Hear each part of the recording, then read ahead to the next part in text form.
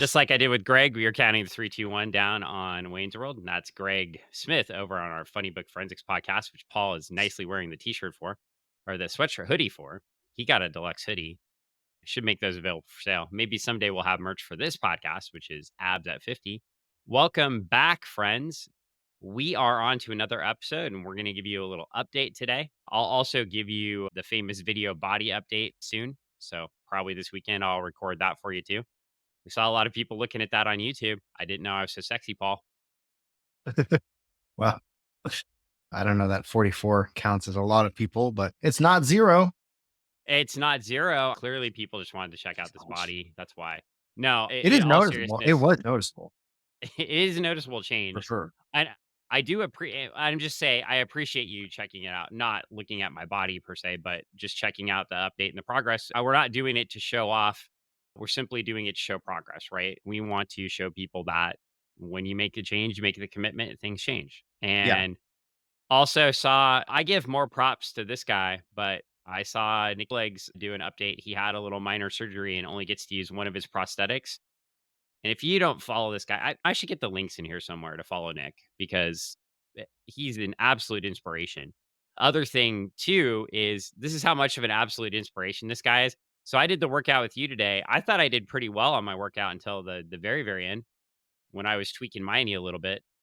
And Nick is already back in the gym doing CrossFit exercises in a wheelchair with one prosthetic leg. Because whenever I have a good workout, I have to immediately get on and see that there are no excuses at all to getting in the gym and doing something. Yeah. So that's yeah, that's why it's inspiring. You just see, hey, back at it. Here I am. He's tossing a medicine ball up on a wall.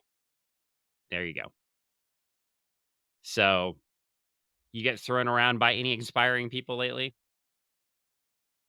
Thrown around by any Yeah, that was inspiring a joke. people. Yeah. No, I did get hip tossed by one of my students today. That was pretty good. He finally is learning to drop his weight. No, I mean, I got beat up by Kai O, which I'll be doing again this next week. Yeah, I've just I don't see a lot of your students. One of your students that really impresses me, and we talk about commitment to a goal. Matthew just impresses me every time he shows up. I don't know if he's even getting good at jujitsu, but the fact that he started with you and then started doing wrestling and it does that and comes back and forth and has literally just stuck to the training. Matthew's what, 16? Yeah, he's going to be 16. Yeah. Yeah, that's just so he's not even 16, just coming into the gym, wanted to learn something and try it out and did the commitment to it and kept learning. It's just so neat to see Yeah. him. No, his And wrestling he has what gotten a lot better. Even though like just 2 months, like it is, because well, I'm sure I know his wrestling coach pretty well, so I know that they're training really hard. So, but it's already paying one off. wasn't originally to come to the gym, wasn't he then walking and then riding his bike and Still then does sometimes. yeah, Yeah. and then I think his grandfather started giving him a ride sometimes. But talk about just everybody, "Oh, I can't get there. I need this." I was hearing the news about the toll charges in Manhattan. Yeah. And it's like $9. They actually did a funny bit on the Daily Show. They were like, "I just don't know any other way I could walk. I could go 10 blocks in Manhattan. Legs, the subway, but it's not that hard to walk 10 blocks. It shouldn't be for folks. That Yeah. should be a nice little exercise. I know it's cold and I know there are other factors, but Yeah. I'll never and I forget. don't think I'd want to pay a $9 toll either, but Yeah. I'll never you walk it. forget.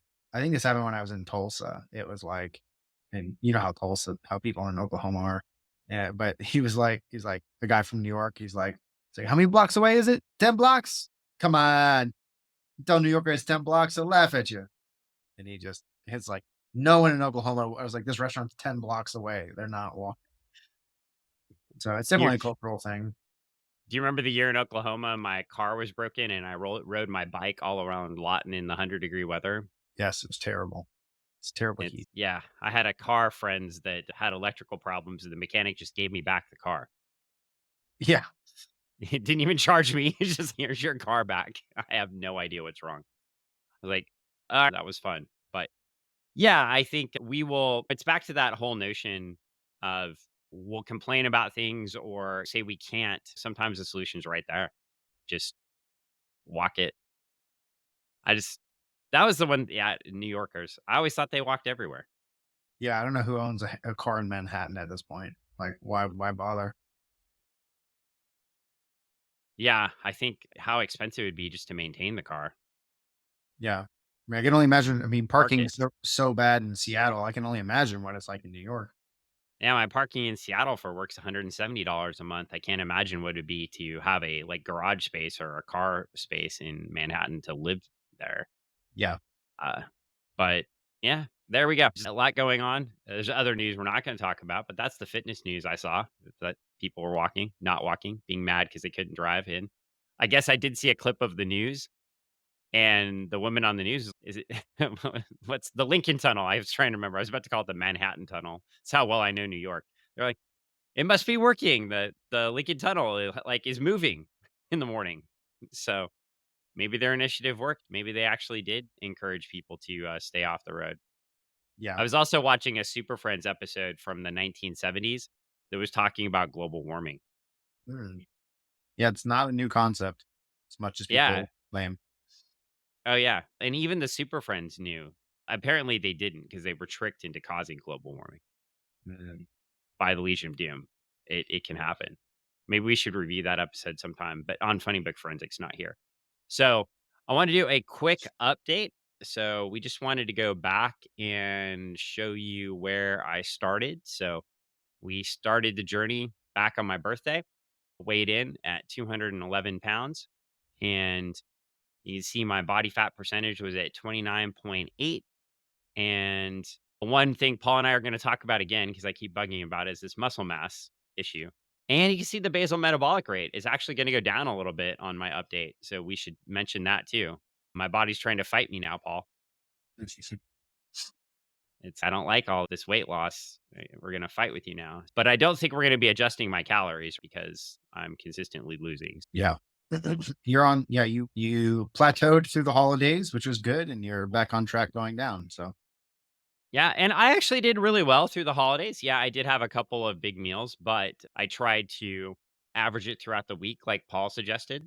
If I had one big day, I tried to cut a little bit on other days.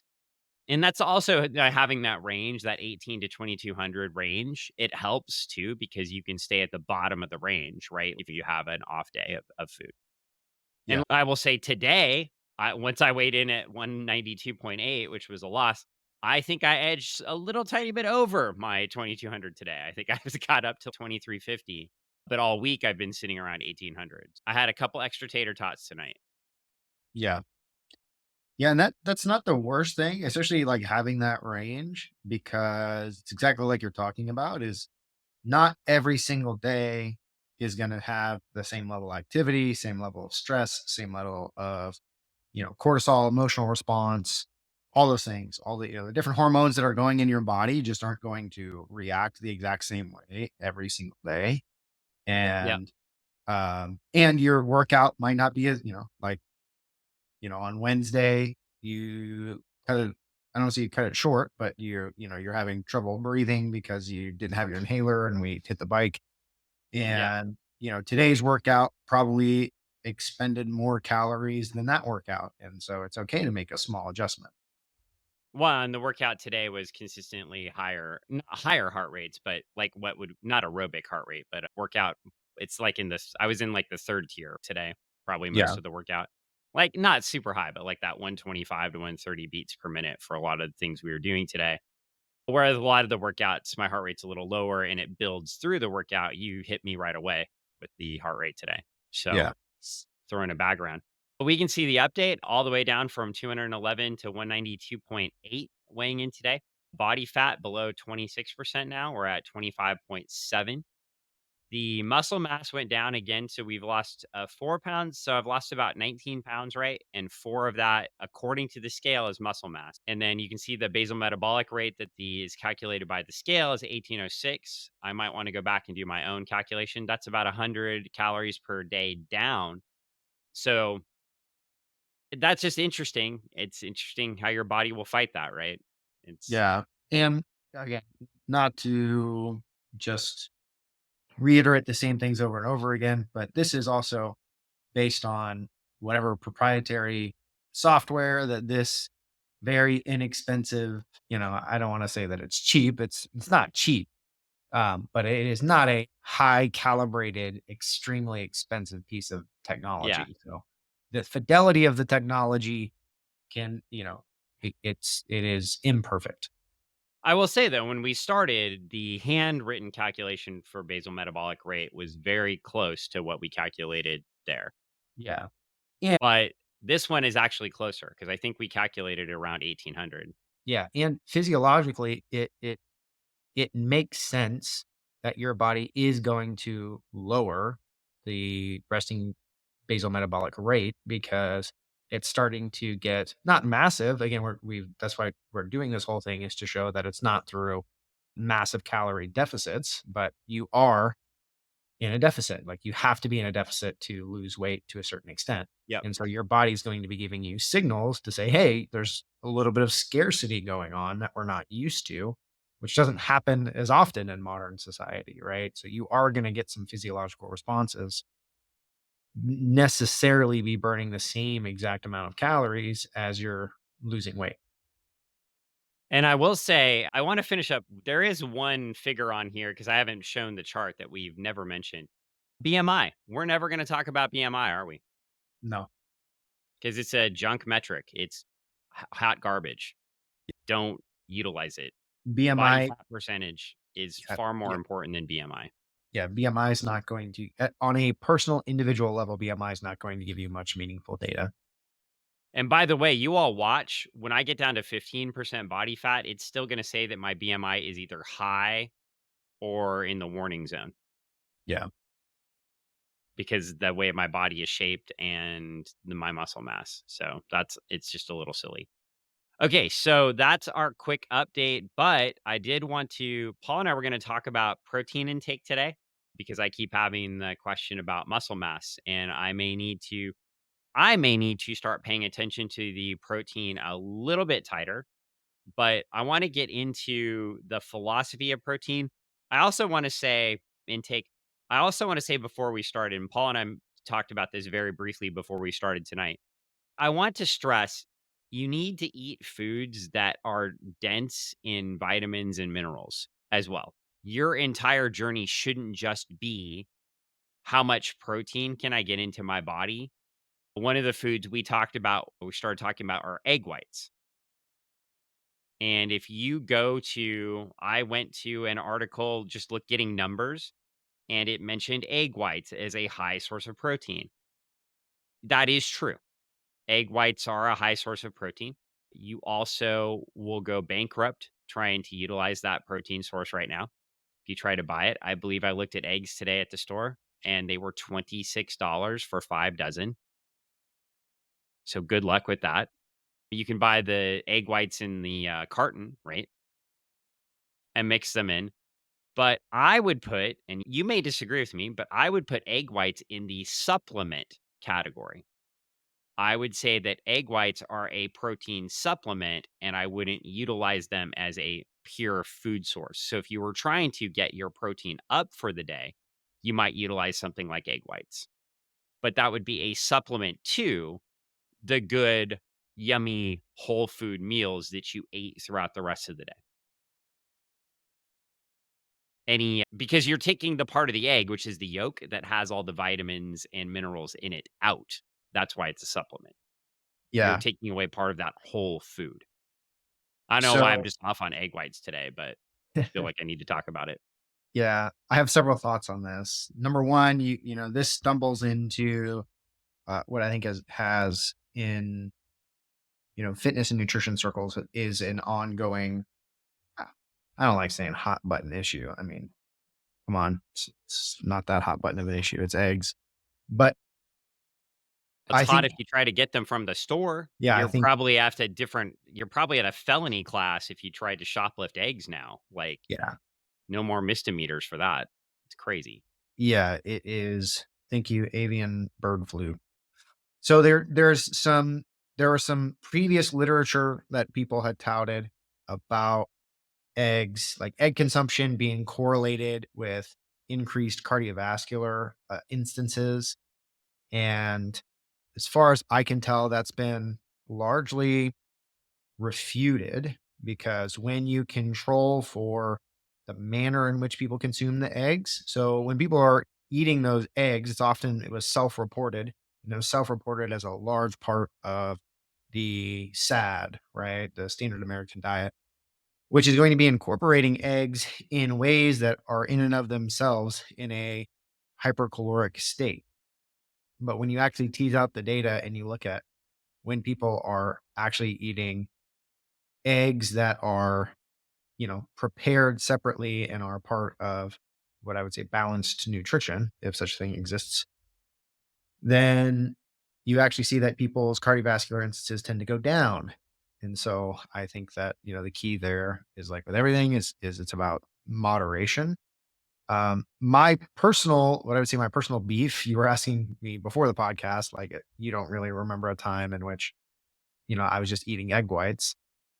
And there was a time when very early on when I did try doing just egg whites. And I would say from a psychological standpoint, the grit of having to eat just egg whites is Yes. to me was psychologically not worth it. Like it's not sustainable, right? That's another thing that is like if you can just eat egg whites and you're happy, like you like egg whites and like one piece of sourdough toast, like if you can get 20 grams of protein in egg whites, then it's not intrinsically a supplement, but I personally, again, just from a personal preference, psychologically, it's not worth the value is not worth it to me.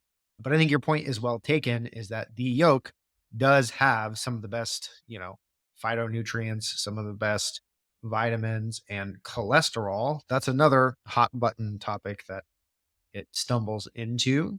That's something that has been really hard for me to unpackage over the years. I would say that it's a terminology problem. So we have a problem with terminology when it comes to cholesterol in our food because cholesterol in our food definitionally is not synonymous with blood level cholesterol.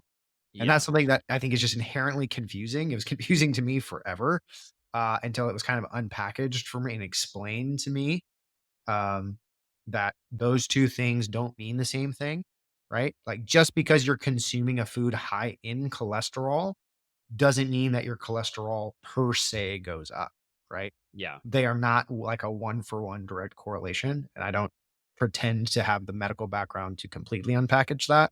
But I think that that's a fair representation of like why there's confusion that they're like, "Oh, you're eating cholesterol-rich foods. I have high cholesterol. I shouldn't eat those foods." But that's just kind of a false syllogism because they just don't mean the same thing. And I would so I think that cholesterol from eggs is actually good. And, your blood lipid levels, if you're getting them tested and you're losing weight and you're eating a bunch of eggs and they're still in a good range, I don't think you should have any concern about them. I would also just add to what Paul is saying, variety is the spice of life here too. I am I would no way suggest eating the amount of eggs that he eats in Cool Hand Luke. That would not be the nobody that listens to this podcast is going to know that movie at all. It's Yeah, Paul 50 Newman. eggs in a row. It's one of the best movies ever made. Go watch it. Yeah. Yes, it'll leave you sad at the end. Spoiler. Go watch it. It's one of the best movies ever made as a critique of the prison system in the South and free labor and yeah. But anyway, that all that aside, uh and it's got one of the best quotes is what we've got here is a failure to communicate. That Yeah, is where and I that comes from. but you should I don't know why I'm saying you need to eat different things during the day too. Eat different meals. So you shouldn't be consuming like 14 eggs in a day necessarily. That probably would alleviate some of the danger too. Yeah, if you want to have a 5 egg breakfast to get a bunch of protein and into your diet and get those nutrients in, cool. If you want to eat a 3 egg breakfast, cool. But I wouldn't go and have 15 eggs for the day. Plus, again, you can't afford that anymore. I think it's Yeah. cheaper to buy steak now. Yeah. And it's also going to be put in the context of like what your training goals are, right? Like I've listened to just podcasts where, Jay Cutler's talking about how many he's like eating, you know, 200 eggs in a week or whatever ridiculous amount. And it's like, yeah, if you're trying to be 280 pounds and be a world champion bodybuilder, like you're going to have to eat a lot of eggs and a lot of chicken and a lot of rice. But you want to be hitting those end ranges. The first thing you have to realize is that whatever you're seeing for recommended daily, allowances or whatever your RDA is grossly, grossly underrepresentative of what you should be taking as far as protein. I think we said this a little bit before, but I think I've heard it before and it's definitely true. The problem is it's not about making sure you're not eating other things, but it's also protein is the thing that you do have to give a little bit more attention to because you're just probably not eating as much as you think you are. It is, no one you can accidentally eat 1,000 grams of carbs. You know what I mean? Like you could just be like, oh, I'm gonna eat this bag of potato chips. And you're like, oh, I ate this whole, large bag of potato chips that has, a week's worth of carbs in it. But you're not going to do that with protein. Like you're not going to unconsciously overeat protein because it tends to be more satiating. It's much harder. Like if you just sit down, like cook nothing else other than, and we do it often, right? Like cook, you know, 15 chicken legs. Um, Yummy. we don't eat all of them, right? We have more left over because it's very hard to just sit down and just cram down 15 chicken legs. Um, and that is one of the features of eating protein, particularly animal protein, is that it is very satiating, especially if that's the only thing that you eat. And they've done a lot of studies that show if you're mixing fats with carbs with protein, you actually will consume more. But if you just sat down and tried to eat straight protein, straight animal protein, all by itself, it's going to be very hard for you to overconsume that. Yep. And I will also say too, we're gonna start in on some of the things you can do for protein. I do want to clarify one thing too. So when I'm saying supplement, like egg whites are a supplement for protein, supplement, I'm saying like egg whites, protein powders, beef bone broth, anything that you would consider an additive that would enhance the protein during the day. And I would definitely consider egg whites to be an additive for the reasons you just gave, right? The notion that you're losing the phytonutrients of the egg by just eating the egg whites. You are extracting a part of the thing out to get a specific goal out of it. Whereas if I eat a chicken breast, even though it's going to be low in fat, it's the lowest part of the chicken, or if I eat a chicken thigh, which is higher in fat, but tastes much better, and I'm more likely to eat it, the because if I'm doing a chicken breast, I'm probably gonna add some sort of marinade to it to make it taste because I'm not a sadist, and I am not Jay Cutler, and I'm not trying to be a bodybuilder, right? We're not to the point on the diet where I'm trying to eliminate all fats or anything out of my diet at this point, but I do Yeah. wanna make sure that I get enough protein in. Before we get into the types of foods, I was reading, and this is what happens when you read on the internet, and you're going to tell me why I'm wrong. So, the internet says when you're cutting, like I am, if you want to maintain your muscle mass, you should be eating at least 1 gram of protein per pound of body weight. And I think, is it 2 grams per kilogram then? Yeah, it's like 1.6 to 2.2 grams per kilogram is what I would say the more modern literature would recommend. Okay, so that'd be about a gram per body weight per pound, right? Yeah. I've also heard it articulated this way by a lot of experts, which is you want to eat 1 gram. So as Americans, since we do things in pounds, 1 gram per pound of lean body mass that you're trying to accomplish. So for instance, if we are trying to reach your goal of 175 as a targeted body weight, and then at that, you're going to have, let's say, 150 pounds of lean body fat or lean muscle mass. And that's like where you want to be, right?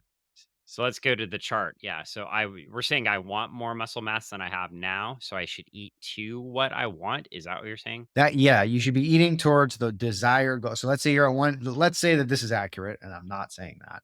Say it's 136, and let's say we want it to be, let's just go up 10 pounds. Let's say we want it to be 145.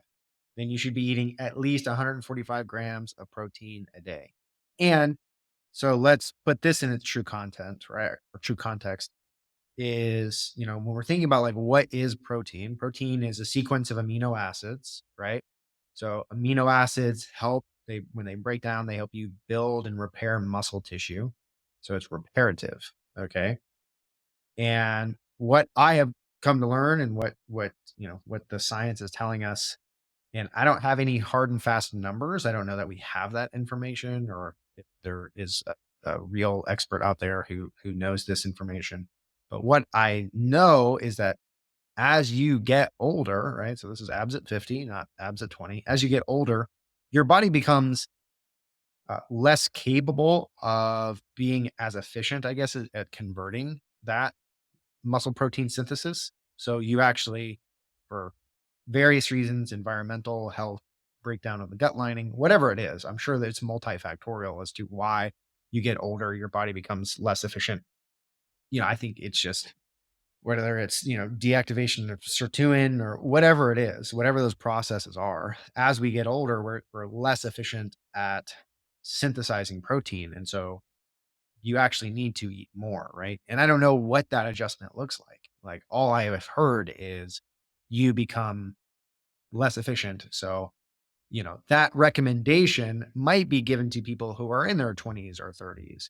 But as you become 50, 60, 70 years old, and you're still trying to do that same thing, it's going to have less and less of an effect. So you might have to be actually increasing even higher as years and decades go on based off of that. Again, this is like a general recommendation that you're trying to give to a populace. And, like what your protein synthesis is going to be is probably going to vary quite differently than, people who have had much other, who are framed differently, that have, more inherent muscle, that maybe they have higher levels or lower levels of testosterone. I'm sure that plays a factor. So there's a lot of things that go into it. So I would take that in consideration as well. As we get, this is the main point is, as you get older, you become less efficient at processing protein, which means you're probably going to have to eat more. And there's other negative impacts of being less efficient at processing protein as well. Okay. I don't know that's what I was getting at, but I'll get to it. I think if you're doing abs at 50, wow, make sure you're prepared for the impact of more protein into your body yeah. and Well, that and make diet adjustment. make sure that you do like Dan did and sample all the different protein powders and see how Oh they my god. they react with your stomach. We're gonna talk about supplements second, but I want to start talking about on foods first. Yeah, let's get into the foods. And I'm pulling up the gold standard that everybody says when you are trying to get protein. It's definitely not the gold standard for taste, but it's the gold standard that everybody seems to go to. Is the wonderful boneless, skinless chicken breast. We like to call that the zero flavor award. Tastes like crap. You have to be careful when you're buying it too. Actually, we're not careful. I just buy the cheap one, but you got to know that it's also just full of water. Yep. Oops, that I showed you the chicken thigh. I showed you the good thing. Let me flip there.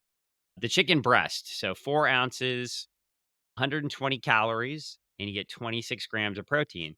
So if I needed 150 grams of protein and I'm eating 1,800 calories in a day, this is pretty nice, isn't it? 8 servings of this would be 200 grams of protein, over 200 grams of protein. So I need 6 servings. So I don't know why I said eight, but 6 servings would sit me at right about what, 720 calories, which means I have a whole bunch of calories left over to eat whatever I want the rest of the day.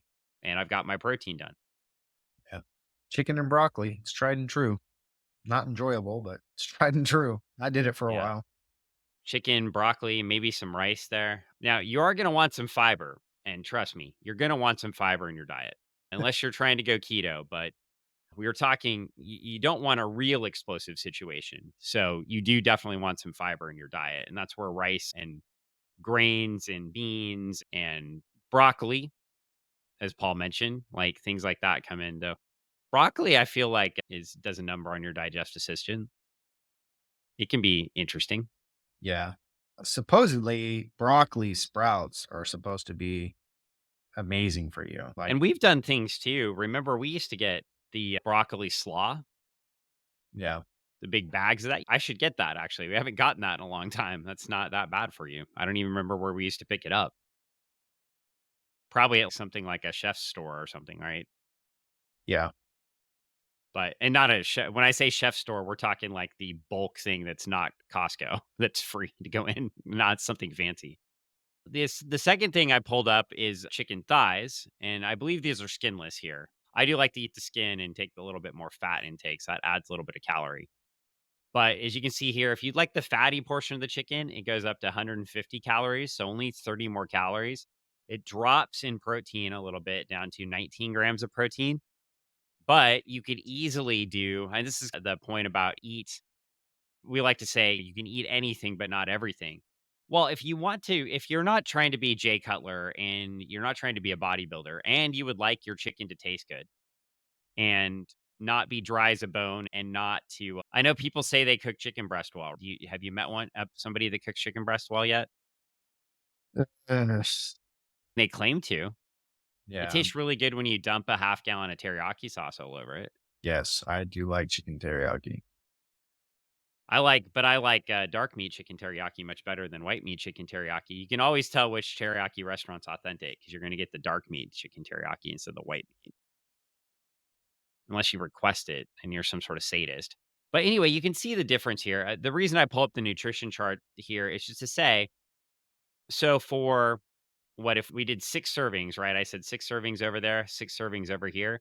You're going to get an extra 180 calories a day. And I personally am going to this meal a hell of a lot better. Yeah. I don't know. You don't prefer you prefer white meat, I think, but also the chicken thighs are cheaper. Not the boneless, skinless ones, but if you're buying bone-in chicken thighs with the skin on and you throw them in a air fryer, that's a lot cheaper than buying chicken breast. You're usually $1 a pound cheaper or more. And so if you're on a budget or you're trying to get these meals in, you're like, man, I can't afford to go buy boneless, skinless chicken breast because they market it. Though they seem to market that down now. I wish they'd market the boneless chicken thighs down a little bit more, but that's fine. I can take the skin off if I want to. But skin is tastes good. It's really good if you cook it It right. yeah, and there's nutrients in the skin. And it's back to eating the whole part of the animal too. That whole notion of you're getting the whole piece of something. I'm not saying I don't really care if people peel their skin off or not, but you're not getting a substantial change there. And if you get a little bit of fat, that's okay because you're still edging toward that thing. I did pull up a list of foods and I want to get Paul's reaction to the foods because I know you like some of these and don't. Now, I did think it was pretty lazy writing the article I looked at. They listed chicken breast as the number one food and then listed turkey breast as the number two food. And I was like, seriously, why don't you just say poultry as a category? So we're going to say poultry is a category. Yes, if you're eating the breast of poultry, you're going to get low fat, high protein meals for relatively low calories. Just full fact there. If you want to like yourself, though, you're going to get a turkey leg and you're going to put it in your air fryer and make it up. And then you're going to gnaw on it like it's an ice cream cone. Just walk around Uh, the house with it. yeah, I'm gonna go on record and saying that I like turkey more than I like chicken. I definitely like turkey more than I like chicken as well when you can find it. And I have walked around Disneyland with a turkey leg in my hand like an ice cream cone. I believe there are pictures somewhere. It's also, if I can grab turkey or something out like that, if I'm in a situation like that, I always know I'm pretty safe as well. Yeah, I know it's a fried turkey breast and it's going to be more fat, and people will say, but our turkey leg. But fact of the matter is, if you're out in a situation where you can't get something and you can get turkey or you can get chicken, you're going to be pretty safe there, right? Even if you're getting seed oils or things like that on it, you're probably still going to be pretty safe. The article then starts getting into lots of seafood. There are some seafoods I just automatically deleted. I automatically deleted tilapia. Now, tilapia is an inexpensive fish that you can get low calorie, high protein from, but it's a junk fish that was created. Like, I'm not eating that shit. How about you? I don't I wanted your reaction. yeah, I don't like fish. So You don't like any fish. That's not true. You like halibut. Yeah, when it's battered and deep fried, not particularly good for Mm, you there's some halibut in there somewhere. somewhere. Yeah. Hey, you can eat it. I Right. wouldn't eat battered deep fried halibut for every meal of the day, but if you wanted that once a week and it's helping you meet your protein goals, I see no reason why you couldn't have that, right? Yes. Well, and I've actually been actively trying to eat. I'm not as averse as I used to be, but like I'll go to like Trader Joe's and they have a nice little. Though they actually don't give you that much salmon, but they have a nice little like salmon salad that I'll get on occasion. That's another thing as far as like the supplements go is I have like very few tried and true supplements that I think are worth sticking to, but like fish oil is a really good one. Make sure that you're getting a high quality tap when you do it. Especially if you're you and don't eat fish. Right. That's what I mean. For sure. And Cheap little supplement. here's one that I figured you would appreciate, though, that I think you do like. Shrimp is something we clearly don't eat enough of because 85 grams or 3 ounces of shrimp nets 19 grams of protein and only 101 calories. Yeah, that's pretty good. I do like shrimp. If you can get high quality shrimp, there's some really low quality shrimp that they sell at some of the grocery stores. Yeah. But we live next to the ocean. We can go down to the fish market and grab shrimp. That's clearly something I'm going to be thinking about.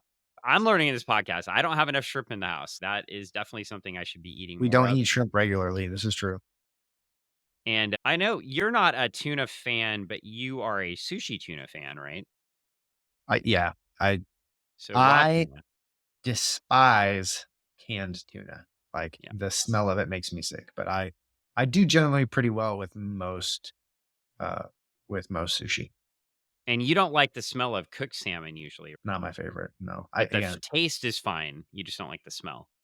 yeah. I mean, it's gotten better over the years. I've had some really well done salmon that I will say that I have close to enjoyed. Like when I was younger, I really hated fish, but I it's not it's just it's unfortunate because I know it can be so good for you, but it's not the mainstay of my diet. Here's the thing too. I saw tuna and salmon on the list, and of course I like the whitefish. I like halibut and cod just fine as well. I know you don't as much. Of course, if they're deep fried and battered, that's even better.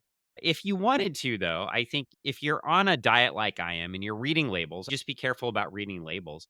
But if you got the cod, you've gotten it before. The cod that was it's rolled in the bread as opposed to the deep fry batter, Yeah. and then you can drop that in an air fryer. Yeah, it's gonna taste good and Yeah. you'll enjoy that. My problem is the slathering it in tartar sauce. I think that would probably be the more dangerous piece. Yeah. Same. I do like tartar sauce. And yeah, same. That's the thing is like, yeah, I feel like cod is like the least fishy taste of the fish. So that's probably why I like it. Yeah, I prefer the halibut to the cod the same way, but yeah, it's that.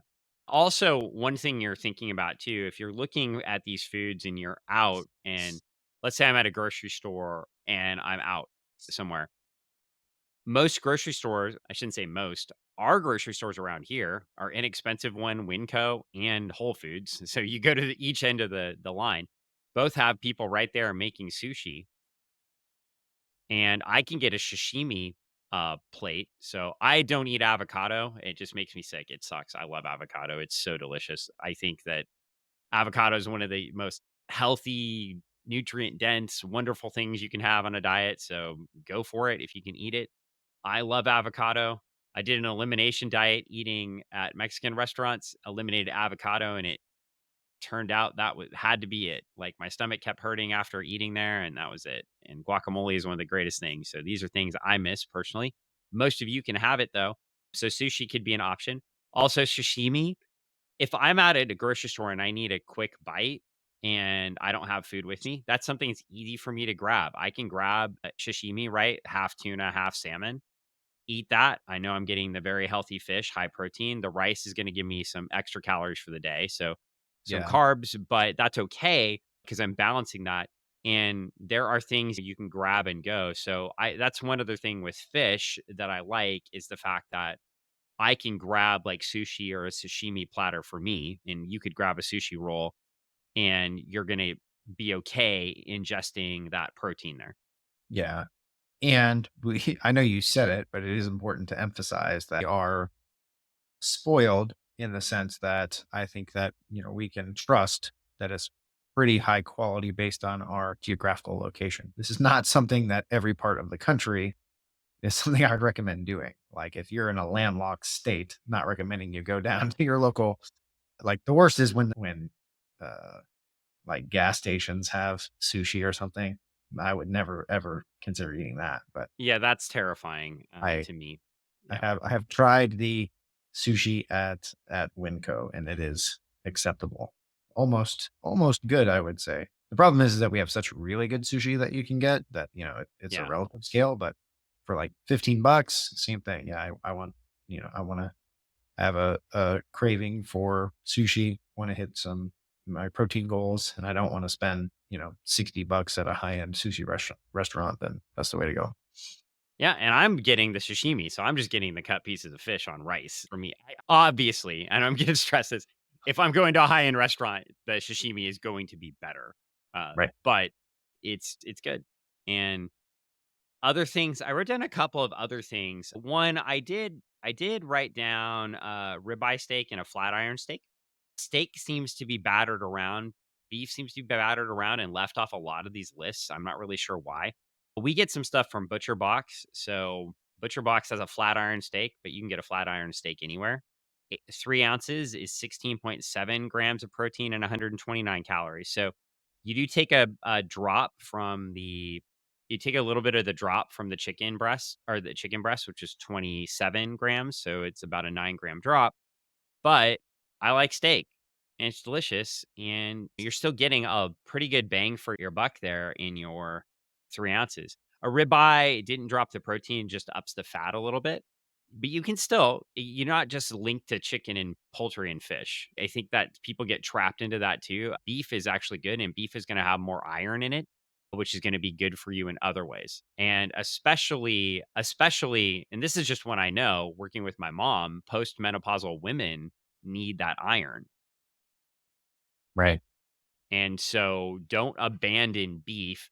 And of course, if you don't eat meat, then there are whole different issues to work with here.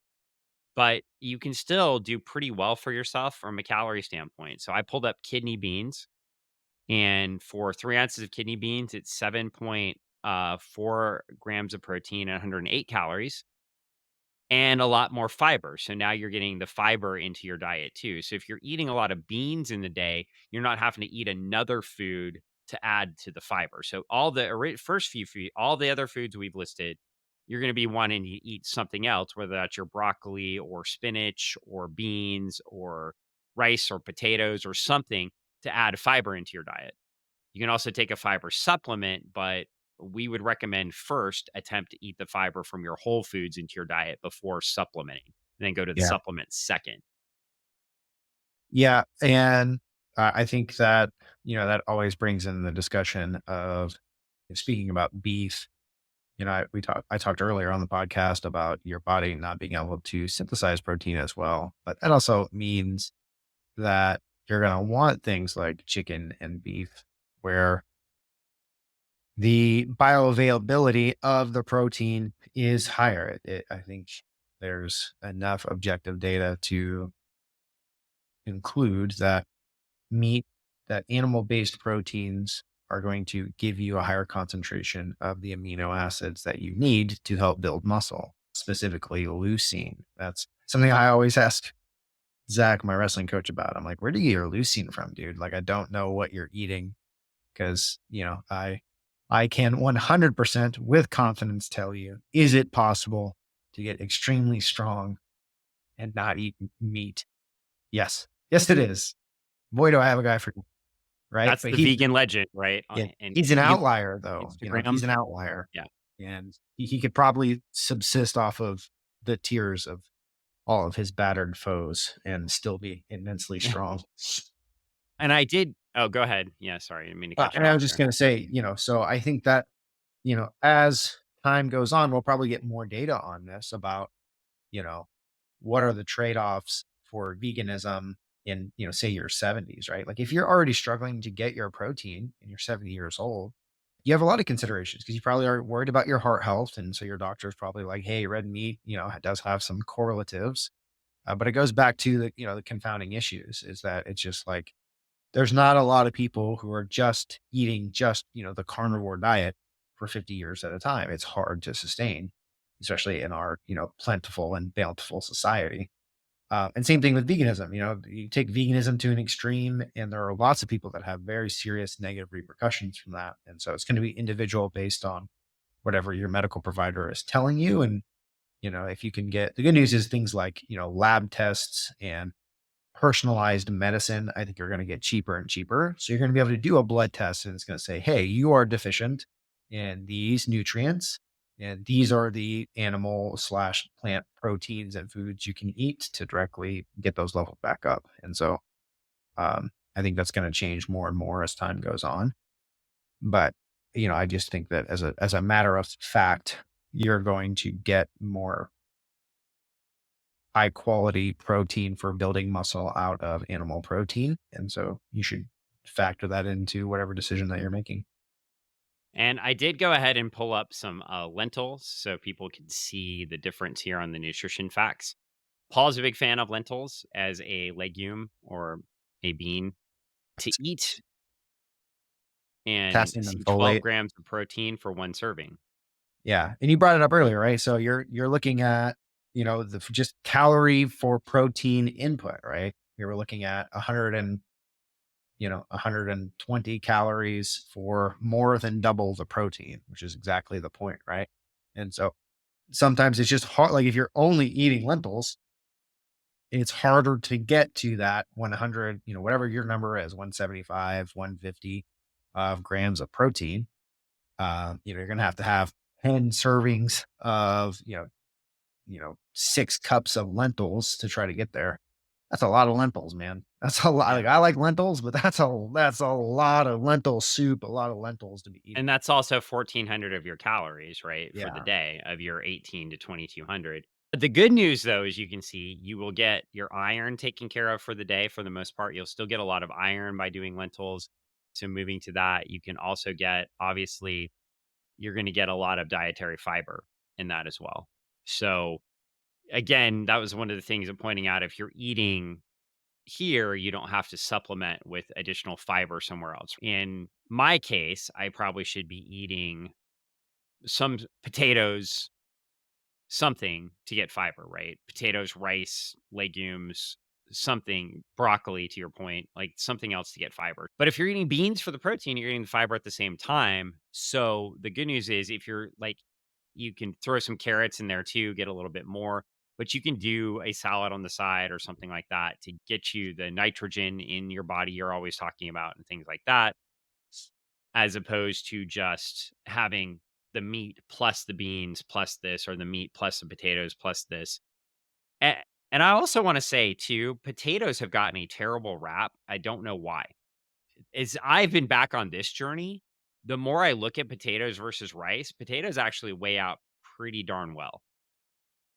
Yeah. Well, and here's one thing too that I would encourage people, like you've been doing the kind of cut up, just like not like baked potato, like baking the cut up potato pieces. But there's also a lot of variety of potato, right? Like there's Yeah. a lot of, between just like away from the russet potatoes and, there's a lot of the golden potatoes. And I know that and we can talk about, there's not a lot of proof in the blue zones and stuff and all of that, but it seems like a common thing that's eaten amongst a lot of like sanitarians in Asian countries and in some of the blue zones is like a purple potato, like this purple potato Oh, that I you could talk draw. about this. I actually know about this. I did a whole speech on this my freshman year of college on potatoes, believe it or not. Yeah, I won't bore everybody. What I'm going to say is you have three basic potato types. You have a low starch, medium starch, and high starch potato. Your russet potato is a high starch potato. I Yeah, actually stay away from the russets. Your purple and your gold potatoes actually are in the same category. They're a medium starch potato. The purple ones are just cool because they are purple when you mash them, or gray if you put too much butter in. And then you've got your red potatoes, which are a lower starch potato. If you stay on the side, so I use the golden potatoes. I would use the purple. If the purple ones were there, I would grab them if they were cheap at the store. If they're at Winco, where I go to my cheap grocery store, I would grab the purple potatoes, but they have the bags, the yellow potatoes, the Yukon Gold, which is just fine. They mash the medium starch potatoes, still mash. They give you a lot of variety. It's a little bit more difficult to deal with the lower starch potatoes, the red ones. You have a little bit less variety and how you can cook them, but I can roast them, I can bake them, I can do everything with that golden potato I can do with a russet potato, but it's lower starch content and still getting the dietary fiber I need out of it. And I can do really great things with it. Yeah, you mentioned the cut up. It's super fast. Like you just take a thing of potatoes, put a little tiny bit of olive oil in a bowl or a bag, depending on how you want to shake it up. Put parsley, sage, rosemary, and thyme in there, shake it up, cook it on 425 for like 20 minutes. And you're gonna have these nice golden brown potatoes and they taste great. And you're gonna have and salt and pepper in there. You're gonna get a lot of great flavor out of that too. So there's a lot of things you can do with it. Rices too. What I've found through this journey is rice, though I can eat so little of and actually hit my daily intakes. I can eat actually more potatoes than I can rice. That's 100 grams of rice, and that just lines the bottom of my dish, and that's it. And so I was also realizing how much rice I was overeating before we started counting the macros when I would cook chicken and rice. Because I would Yeah. fill like a half of a glass container full of the rice and then throw the chicken on top. And now I'm weighing it out and it's, oh, that rice just fills the very bottom of the container. And then you're putting the chicken on top. And I was already doing it if we got takeout teriyaki. I'd only eat one of the they give you the 2 balls of rice. I'd only eat one. That was pretty consistent for me. I knew better than that. But even looking at it at home, I was overeating the rice. So that was one where takeout was fine. I knew what to do there. You eat one of the 2 balls of rice, right? You don't eat both. Yeah. But when you can eat whatever you want because you're burning more calories than me, but I can only eat the 1 ball of rice. But you do it at home, now I'm a little bit more conscious too about how much I can overeat rice. Whereas potatoes, again, fill up my plate, a lot more of my plate, and I get to eat more. Yeah. And going back to the different level of starches, right? And that plays right into, just kind of like one of the last notions I guess to think about is the, the glycemic index, which Yeah. I'm sure an expert could talk hours about the glycemic index. The principle is pretty simple is, certain foods that are calorically dense, that are carbohydrate dense, especially for certain people like myself. I'm pretty carbohydrate responsive. I seem to be like if I start eating a lot of carbohydrates, it's much easier for me to gain body fat that way. So that's the primary way that I do it. And it's just about having your insulin levels spiking based on whether or not it's a monosaccharide, disaccharide. Is it something, is the level of starch, is it something that's going to cause your blood sugar to spike? That's one thing that I think categorically pretty much everyone can agree on is you would like to avoid massive spikes in blood sugar if at all possible. And so, eating the white russet potatoes or eating Yeah. two scoops of rice is going to spike that blood sugar more, which in limited instances isn't that big of a deal, but it's the chronic, it's the chronic activation of your insulin and blood sugar over and over again that I think it is very bad for you and can lead to type 2 diabetes. The other thing too, I think just this came to mind is, I mean, I think that's the thing that we have to remember is in America, we have chronic disease because of ongoing cycles of things that we're doing to our body.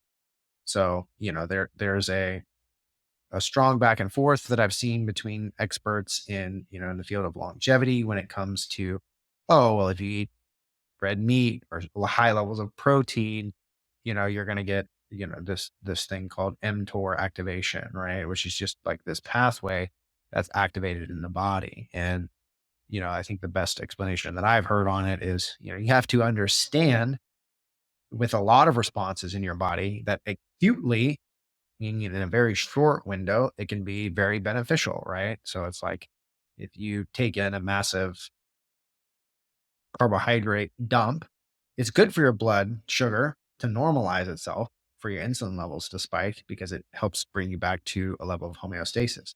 It's just when you do that over and over and over again, it becomes bad for you. Same thing with mTOR activation is like acutely, that actually is what's going to spur muscle growth and spur change in the body.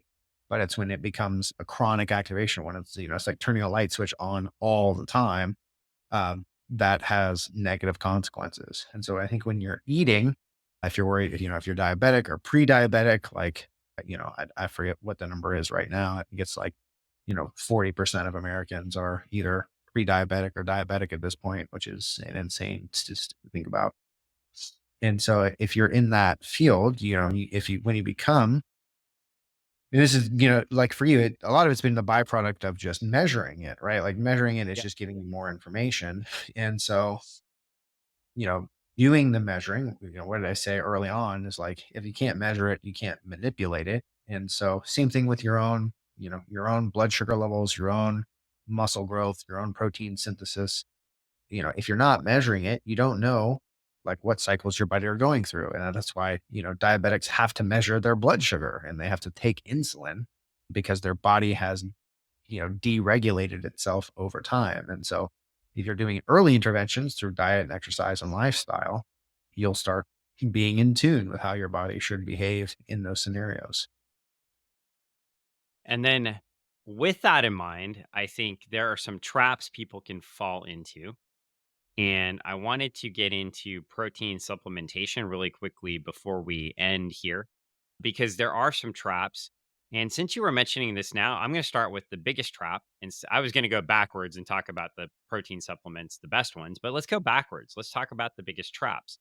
One of the biggest traps you can face when you are a novice eater in this way is eating protein bars.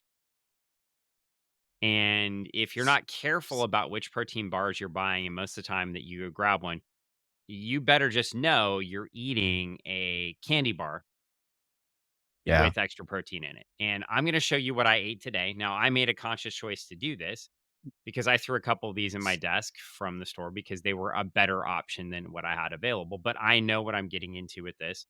And plus, sometimes I want a candy bar, right? And I'd rather have this than a candy bar. But Paul's going to tell you why this was a terrible choice today. So I had a Builder bar today. Mm. Well, number one, Builder bars suck.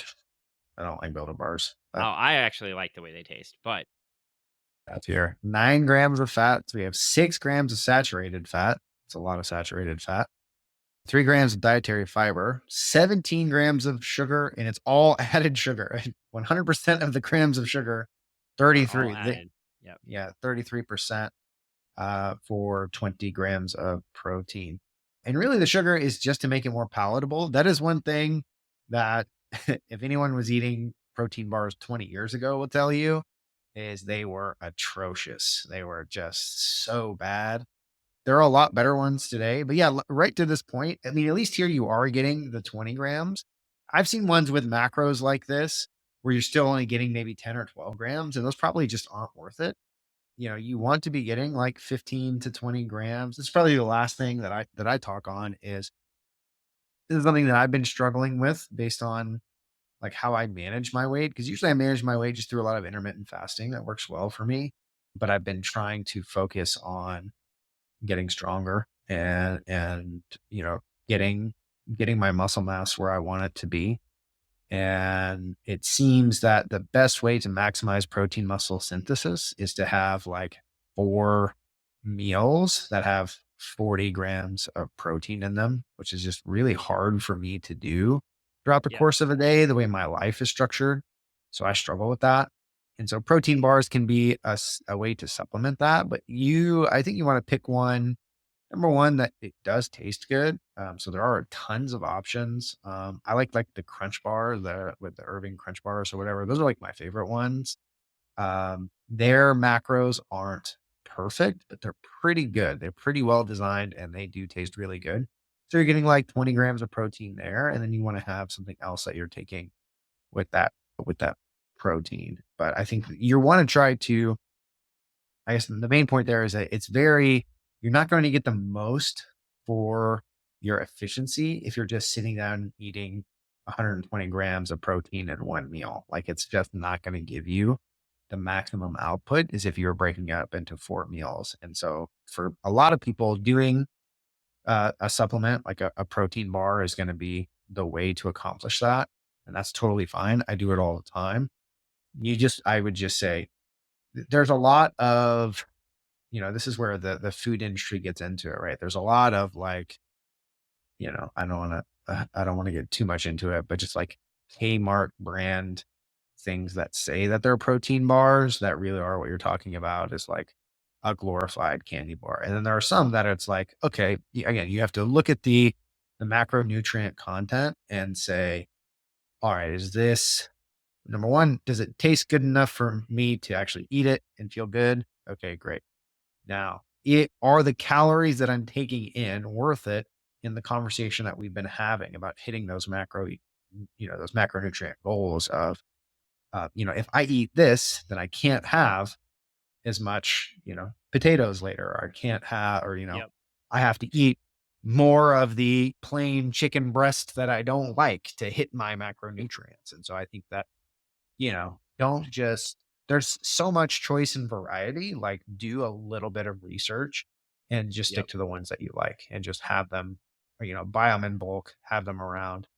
Um, you were talking about, the egg goop ones that you don't really like. And I like Yeah. them just because of their simple ingredient lists. That's really the main reason that I like them. But yeah, they're macronutrients. Like you're not getting 20 grams of protein. They're usually 12. So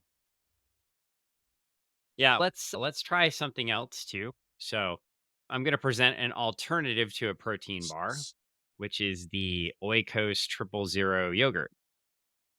So let's do a quick comparison here. And by the way, before I get into Oikos too, I did think it was funny. Cliff Bar makes the Builder bars, and yeah, Cliff Bar is one of the things that was marketed as a protein supplement, but was really built as a hiking and climbing supplement originally. So it was supposed right. to be higher in carbs and not higher in protein, but then it got mass marketed as a protein, and then they had to build, no pun intended, a different product to market toward protein, which toward bodybuilders, which is funny. Now we have, let's say you were grabbing a snack and you had a fridge around. Obviously, there's a caveat for that, but I could have grabbed a yogurt this morning from our fridge and brought it to work with me instead of eating that Cliff Bar or that Builder Bar. I could have, so the Builder Bar was 270 calories, and this is 100 calories. Yeah. And the Builder Bar had, we'll go back to that, it was 20 grams of protein. And this container of yogurt had 100 or has 10 grams of protein, or sorry, 15 grams of protein.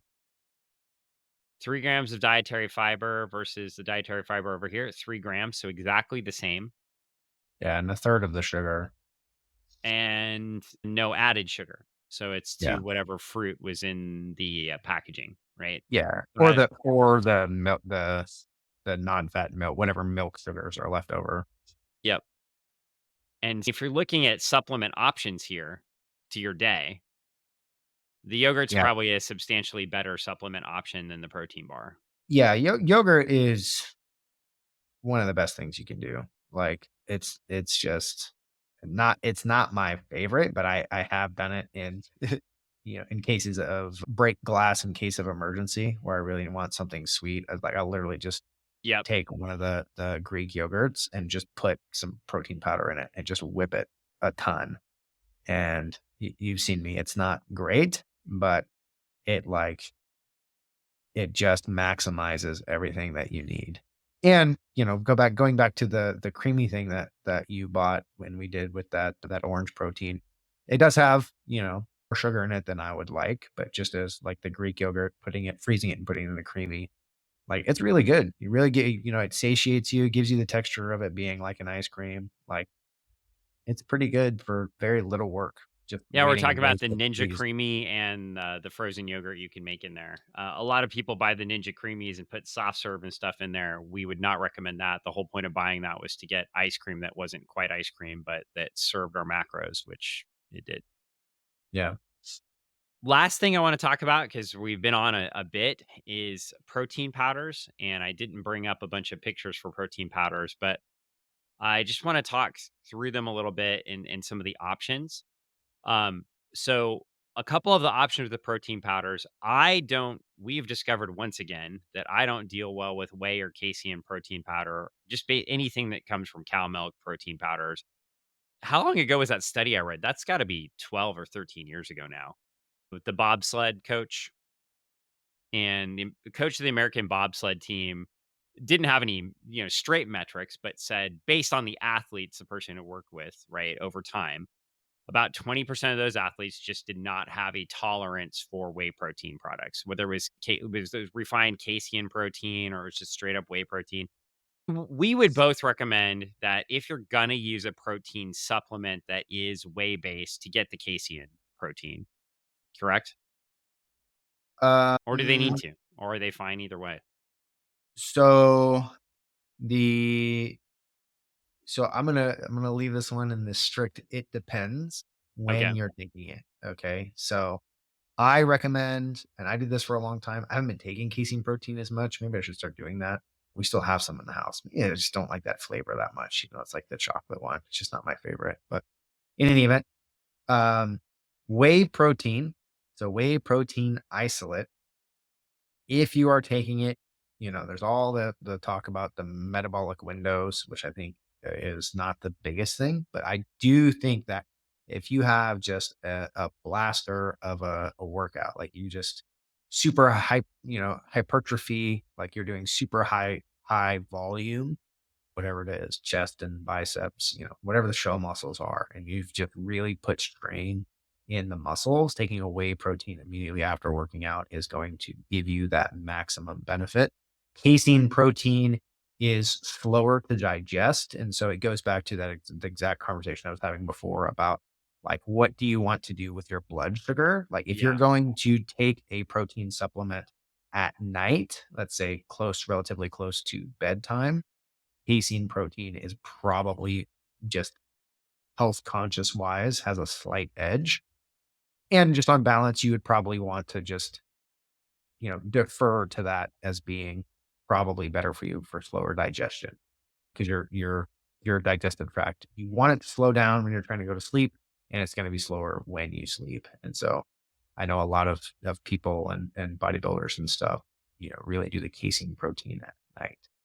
Um, I'm a big fan of like the Naked protein brand and the Naked supplements. That's one of the ones that I like just personally. But there's, again, it's another one where there's a million in one. Check the macros. You bought that chocolate chip one, which is not bad. I like that. And the macros aren't terrible. And Yeah. obviously, That was the Ghost Chips Ahoy one. yeah. And And then, that was one where we thought, is it something like that's a craving one, right? Instead of having something else, we're gonna have that because our roommate said, "Oh, Ghost, it's a trash product." And I'm like, yes, compared to Naked and the products you're describing, yes. But if it's a protein supplement that you'll have as a sweet instead of going and having a cookie yeah, or it's going and preferable. having ice cream, we'd rather have you have that, right? So it's Yeah. one of those things you just keep around. The other two pieces I want to share, this is one where I was mad at Paul because I'm trying to choke down the whey protein, and Paul had goat milk protein in the house, and I didn't even know. And I tried it, and I was like, "Oh wow, my stomach is not on fire and not dying." And apparently, it's quite expensive. I don't know how expensive yet because I haven't bought my own first bag yet. Yeah. Uh, Thank you. but it's and there's a couple varieties of it, but you're looking at 120 calories for 2 scoops of the protein, and you get 22 grams of protein in that. Great. That compares to all the other things we were listing down there, like the turkey breast was 140 calories and 27 grams of protein. So if you need a supplement in addition to your meals, the protein powder is something that can definitely work. And now I used to take beef isolate protein as an alternative to doing the whey protein as well. And I still have half a thing of beef isolate protein up there because it just doesn't taste very good. It's like the chocolate one and it doesn't taste great. You don't like it. I know that's why it sits there. And I abandoned this because Dylan, my old trainer, turned me on to beef bone broth, the powdered kind. And I just get the bulk supplements brand of the beef bone broth, like the super cheap beef bone broth that you put in water, and it is crazy awesome. You get 20 grams of protein for 80 calories. Yeah. And And one of the it things, tastes decent. and it tastes decent. It has no flavors. You can add salt to it. You could add turmeric to it. You could add pepper to it. One of the things I do with it though is I will make a high protein like beef stew or a high protein any sort of soup, and I will use the beef bone broth in it instead of the store-bought broth or in combination with. I'll maybe get like one thing of chicken stock. Always get stock just as a rule as a cook. Get the stock or the bone broth, right? Get that. But get a thing of chicken stock, and then the second half of the liquid will be the bone broth. And you throw that in there. And we came up with a crazy stew recipe that gets me a ridiculous amount of protein. And you have to eat like 600, was it like 630 grams or something like that is under 500 calories. And you're getting Yeah, like 44 grams of protein. And it that's was vegetables and everything in there too. And so you can use that. So that's one of those things I like it because it's a supplement. I can eat at the side, but it's also an additive. And we didn't even get into food additives yet. But that beef bone broth is a nice food additive. So if I'm making anything with liquid in it, I can add it to that liquid and I'm going to automatically add protein. And the bone, it's fairly flavorless. You add flavor to it, right? There's a little bit of flavor to it, but it's not extremely flavorful. So you can utilize it without changing the flavor makeup of your dish. yeah. Of course, if I'm making beef stew, it's really easy because I'm totally fine with that, obviously. Yeah, so that's my talk on supplements and Paul's talk on supplements. You have anything to add about the sups? As always, take your creatine. Big Oh fan yeah, of creatine. be strong. Oh, yeah. Take your creatine. Creatine I was has lots of cognitive benefits, lots of muscle repair benefits. It's going to give you increased endurance. Unless you just have some kind of like visceral reaction to it, there's no reason you shouldn't be taking creatine all the time. And by the way, I just pulled up the macros on my homemade beef stew in the Instant Pot. It is you have to eat 676 grams, which Yeah, is that's what I a thought. lot. 463 calories, 15 grams of fat, 31 grams of carbs, and 49 grams of protein. Yeah, So if you ate that 3 times in the day, I would be under 1,500 calories and at 150 grams of protein. You can, and nothing else. And I get all my fiber in there too. got to eat the proteins. Yeah. Yeah. Do use creatine if you're tolerant to it. And I like to mix it in anything that tastes not like creatine. Yeah, Some people like to put it in fruit juice. Some folks will put it in different things. I have added it to anything from a diet strawberry limeade from Sonic. I've added it to what I'm probably adding things Paul would say not to add it to. I add it to the ice drinks, like just whatever I can do to choke it down. I will add it to it. I add it to my beet juice. Well, I do have my beet juice extract electrolytes. I will add a scoop of that in there too. So do that. All right. Hopefully you learned something today. I know we were throwing a ton of information at you, but we want to give you a glimpse of what it's like on the journey. And I actually learned a couple of things doing the research. One was the shrimp we mentioned. So I'm excited about that. I may be going down to the waterfront and grabbing some shrimp to add to the old diet. So that's really nice. I think we could do like a fish stew or something like that too, like a shrimp stew. Paul's like, make the Yeah, house smell really good for you. I am Creole. So that would be okay. Also, just thinking about it, we just a summary. We also mentioned the amount of protein you need. So we're looking at about a pound of protein per, not body weight, Gram, not or pound. sorry, a pound of protein. Wow, that would be that No, you'd yeah, be dead. A gram of protein per pound of muscle mass that you want to maintain. And then the last piece is thinking about supplements versus the thing. Please eat the whole food first, eat the thing, and then go for the supplements as an addition to when you're trying to add to things at the end of the day or in the middle of the day, wherever that is, or if you're on the go, like Paul said. But don't make the supplement the thing.